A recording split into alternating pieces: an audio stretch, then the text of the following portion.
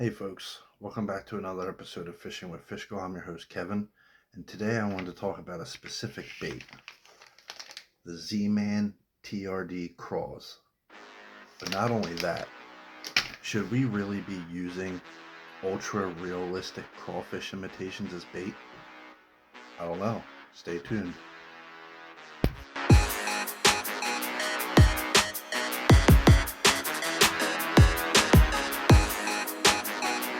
So first, I wanted to talk about the Z-Man TRD CrawZ. I paired it up with a Texas rig, Ned rig. Here, creeks and rivers, they're really rocky, they're weedy, and a regular Ned rig jig head gets snagged a lot. But this one, I didn't get snagged once. So first off, let me show you how to rig it. Just like a Texas rig here. Put the point in the end, come out right there, slide it up, turn the hook, just like that, and you find your entry and exit point right here. So as you can see, it's right there, so I'm going to stick that in through.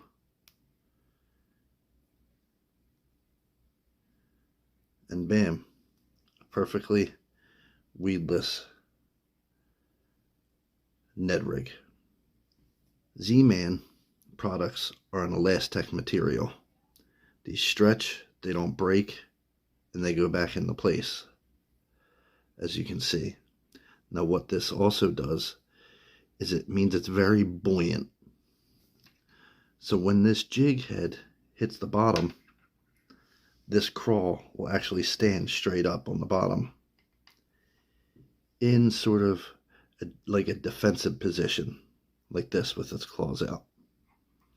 Now, this is the main topic I wanted to talk about. So yesterday, I was fishing with my son on the Etowah River, and I caught 2 spotted bass on this bait right here, on this exact one. But I had about 9 or 10 more bites that day that I didn't connect with. So what I really wanted to talk about was how bass eat crawfish.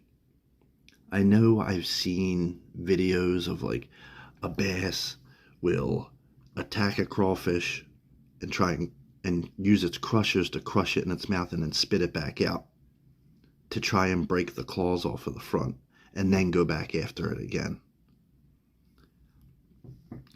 Now, the problem I was having yesterday with hooking them, I would get a bite, and I wouldn't really think about it, but I'd get a bite, I'd feel the bite, and then I'd set the hook, and there wouldn't be a fish there. So it was really confusing me. It wasn't like if I was using a Yum Dinger or a Senko, I'd get a bite, and then I would just reel in the slack and set the hook, because I knew it was there. This was a little different. I noticed going back through my footage yesterday that the two I caught, I got a bite, and then I would lift the rod and the fish wouldn't be there anymore.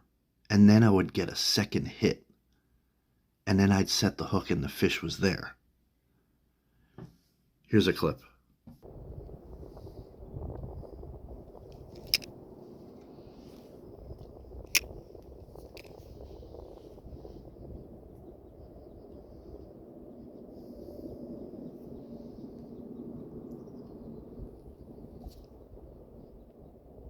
That was a fish. Oh, he hit it again.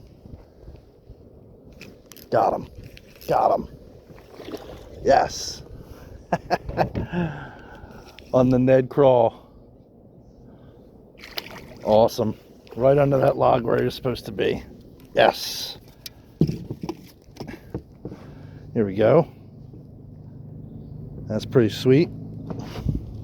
He hammered it a couple times. He let it go once. He came back and hit it again. It's a pretty nice size one too, about 13 inches. All right. See ya.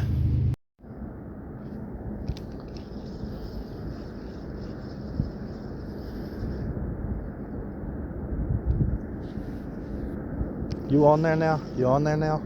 Yeah, you're on there. There we go. There we go. Yeah, little one. There we go. Little spotted bass on the TRD Craw. Wow. Talk about tiny, tiny, tiny spot. About 8 inches. See ya. Strange, right? So now, on the other 8 or 9 or 10 bites I got yesterday, I would feel the initial bite and I would just set the hook. I wouldn't reel the line taut and and lift my rod tip up and check to see if the fish was still there. I'd feel the bite as I was reeling, or if it was just sitting there, because I put my finger on the line a lot. And I use really sensitive, light line most of the time. So if a fish bites, I can feel it. Usually on braided line, I feel the initial tip on the line, and I just reel in the slack and set the hook. But the fish weren't there.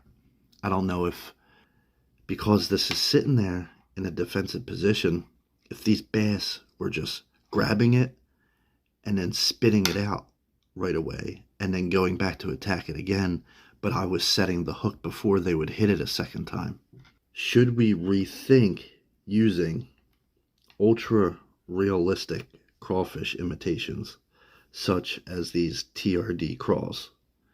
Because let me tell you, when this thing is in water, I don't have a tank or anything to show you, but when this thing is in water and it sits there straight up like this with its claws sticking out, looking like it's about to attack you, this is a very ultra realistic bait. Now don't get me wrong, the section of the Etowah River me and my son were fishing, the spotted bass seemed to average 8, 9, 10 or 11 inches. I caught one that was like 12 inches yesterday, but nothing's very big there, at least not in that section. It's a lot of smaller things. Now, if I was on a lake or something and I was using this and a 4-pound bass grabbed this, I'm sure I wouldn't have to worry about him grabbing it and then spitting it out, because this is a small bait. That bass would just swallow this whole. He doesn't care. But are we losing more strikes because when they hit initially, we're setting the hook, but when in reality, they're grabbing it and spitting it out, or they're just hitting it like that, trying to kill it trying to kill it so they don't get attacked by the pinchers in their stomachs? You be the judge. If anyone really knows this answer, let me know. But anyway, I will not stop using these in the creeks and rivers around here, because I had so many bites on this yesterday. Now that I know, I'm going to, when I get an initial strike, I'm going to reel in the slack really slow and lift my rod and make sure that I feel the fish on there before I set the hook. Are you going to keep fishing ultra realistic crawfish imitations? Let me know in the comments below. This has been another episode of Fishing with Fish Girl. I'm your host, Kevin. Thanks for watching. Peace out.